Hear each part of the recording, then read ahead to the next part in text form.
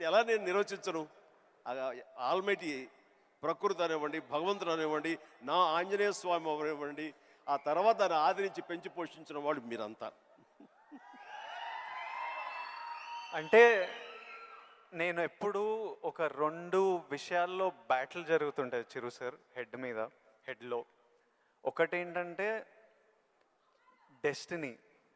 కొందరు ఏమంటారంటే రాసి పెట్టింది జరుగుతుంది, నీకు రాసి పెట్టుందిరా అనే ఆలోచన ఒకటి. ఇంకో నాకున్న ఆలోచన ఏంటంటే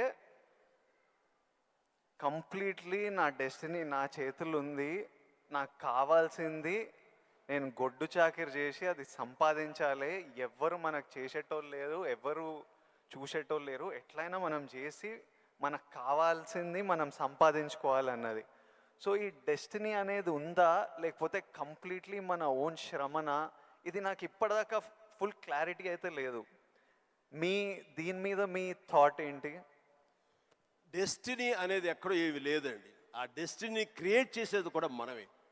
మనం క్రియేట్ చేసుకోవాలి. నా పాత్ ఎలా ఉండాలి, దట్ ఈస్ మై డెస్టినేషన్, నా డెస్టినీ ఇది. దాన్ని అచీవ్ అవ్వాలంటే నేనే చేయాలి, అది రీచ్ అవ్వాలంటే నేనే కష్టపడాలి, అక్కడ రీచ్ అవ్వాలంటే నేనే పరిగెత్తాలి, నేనే నడవాలి, నేనే కష్టపడాలి అని మనం అనుకుంటుండగా మన పాత్ మనమే లేట్ చేసుకుంటూ ముందుకు వెళ్ళాలి తప్ప ఎక్కడ రెడీమేడ్గా ఉండి జన్మజన్మల ముందు ఇలా రాసి పెట్టి ఉంటుందనే ట్రాష్ నేను నమ్మను. మనం సాధించుకోవాలి. మన భవిష్యత్తుకి మనమే ఇంజనీర్స్, మన భవిష్యత్తుకి మనమే నిర్మాతలం. ఎస్, మనమే ఆ డెస్టినేషన్ అన్నది, ఆ డెస్టినీ అనేది మనమే ఏర్పాటు చేసుకోవాలి. మనం ఏర్పాటు చేసుకుంటేనే అక్కడ ఉంది అది. ఇప్పుడు ఈరోజు నేను ఇక్కడ ఉన్నాను. 10 yearsలో నేను ఎక్కడ ఉంటానో నాకు తెలియదు. అలాగే మీకు తెలుసు, మీకు విజువల్స్. నాకు కూడా నేను 20-25 ఉన్నప్పుడు నాకు కొన్ని విజువల్స్ కనిపించేటివి. ఇట్లా నేను నిలబడ్డ జనాలు, అరుపులు, ప్రేమ, సినిమా ఇట్లా నాకు కనిపిస్తుంటుంది. మీకు కూడా మీరు చెప్తున్నప్పుడు అది నేను కనెక్ట్ అయ్యా. అది ఆ విజువల్స్ కనిపించినా ఈరోజు నేను ఇక్కడ ఉంటా అని నాకు తెలియదు. 10 years తర్వాత ఎగ్జాక్ట్లీ లైఫ్ ఎలా ఉంటుందో మనకు తెలియదు. మీరు ఇంత జర్నీ చూశారు కాబట్టి మీకు ఆ విజువల్స్ కనిపించాయి, ఈరోజు ఇక్కడ ఉన్నారు. కానీ మధ్యలో స్ట్రెస్ తీసుకున్న రోజులు ఉండింటాయి, డౌట్ పడ్డ రోజులు ఉండింటాయి.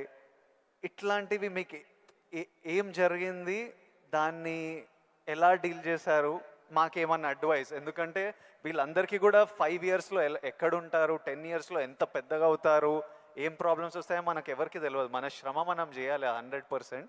బట్ ఇమోషనలీ, మెంటలీ, సైకలాజికలీ ఎలా ఉండాలో I think there is no better than this man and his journey. ఎవరి లైఫ్ కేక్ వాక్ కాదండి.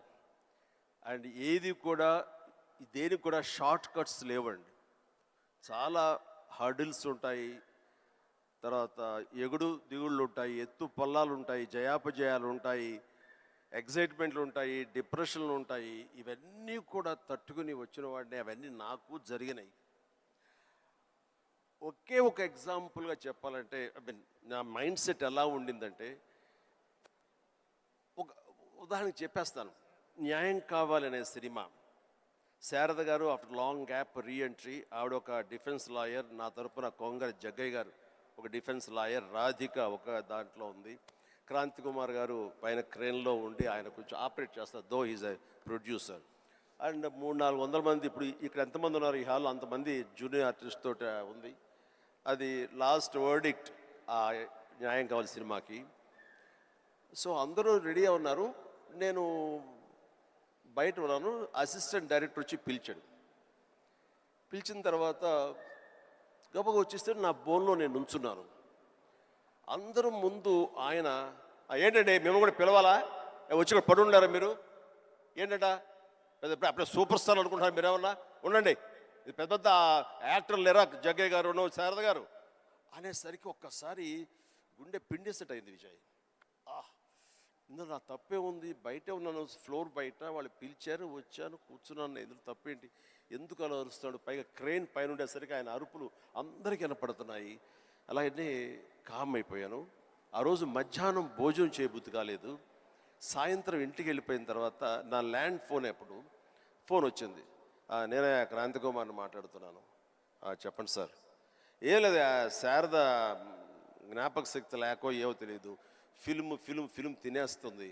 అప్పట్లో కోట 400 లేదా 500 అడుగులు మాత్రమే ఇచ్చేవాళ్ళు రోజుకి.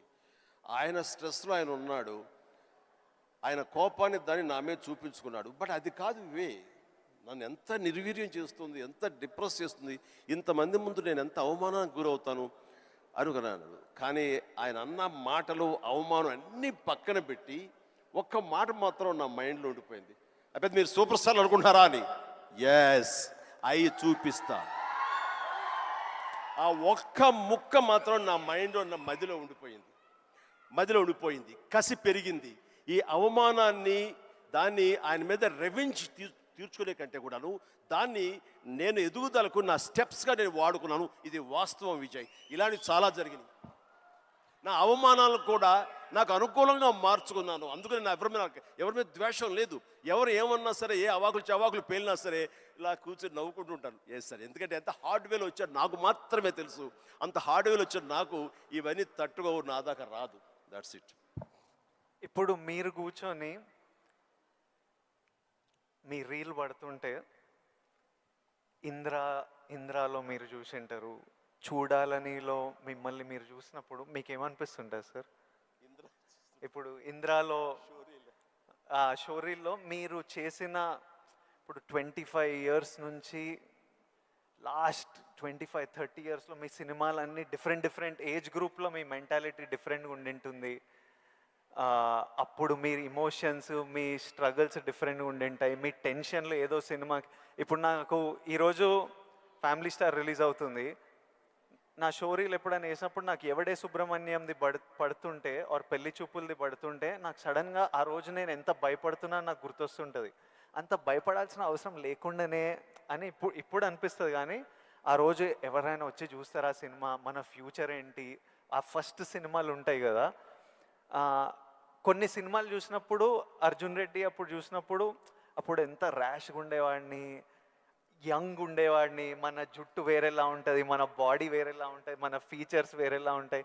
మమ్మల్ని మనం చూసుకున్నప్పుడే ఒకలాగా విచిత్రంగా అనిపిస్తుంటుంది, ఇమోషన్స్ వస్తుంటాయి. అలాంటిది మీరు ఇవన్నీ iconic films, for example Indra అయితే మేమంతా అసలు mad about Indra. Most of your films మీకేమనిపిస్తుంటుంది మీరు చూసినప్పుడు? నాకు పెద్ద తేడా ఏం లేదు. ఇప్పుడు మ్యూజిక్ వేసి వేడం బిట్ ఏమంటే వేస్తాను. ఇప్పుడు అప్పట్లో అలా వేశారు, ఇప్పుడు చూస్తుంటే అప్పట్లో ఆ రెండు నాకు ఇష్టం లేని పదాలు. ఎందుకంటే అప్పట్లో అన్నావంటే ఇప్పట్లో నువ్వేం లేనట్టే అని నాకు అస్సలు అస్సలు కాదు. ఇప్పుడు ఇంకెక్కడో ఉన్నారు. అప్పట్లో కదా అని అనుకోను నేను ఇప్పుడేం డెలివరీ చేయగలను, ఇప్పుడేం ఇవ్వగలను అనేది నా ఆలోచన. అలాగే ఉంటుంది. ఇప్పుడు మీరు అన్నట్లు ఇందాక షోరీలు చూస్తుంటే వేస్తాను ఇప్పుడు కావాలంటే అనిపిస్తుంటుంది. దానికి కావాల్సిన అంటే ఫిజికల్గా అప్పుడంత యాక్టివ్గా ఉంటామా లేదా అనే దాని మీద మనది మభ్య పెట్టుకోకూడదు. కానీ బట్ మిగతా ఎనర్జీ కానీ, జోష్ కానీ, అదే హుషారు, అదే రక్తం, అదే తీరు అంటే మాత్రం ఏం తేడా లేదు.